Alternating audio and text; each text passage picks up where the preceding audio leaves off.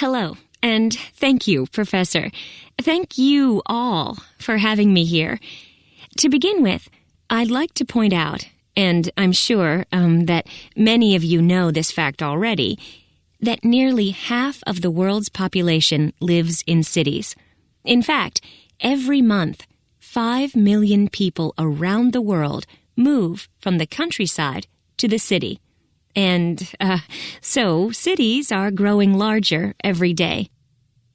Cities are often portrayed as being, well, unpleasant. You know, people say they're dirty and bad for people, bad for the environment. Well, I totally disagree.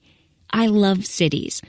I was born in one, Dallas, Texas, and I live in one of the most perfect urban environments on this planet today, San Francisco.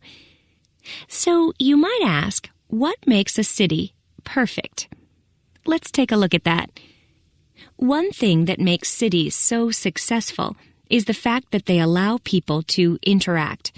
There are many people, maybe even hundreds, who work in your profession or have similar hobbies. In a city, plumbers can find other plumbers. Teachers can find other teachers. People can learn from each other. They can share information easily, and they can work together.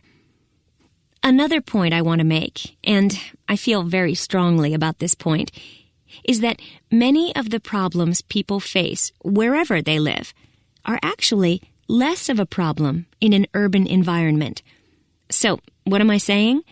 Well, poverty is a real concern in both cities and in rural areas. But I'm saying that poverty is less of a problem in an urban setting than it is in a rural setting. You may find that hard to believe, so let's look at the problem of clean drinking water. Access to clean drinking water is a big problem for people all around the globe. But in cities, the poor usually have access to clean water and sanitation, and that's not always true in rural areas. That reminds me of another point I want to make.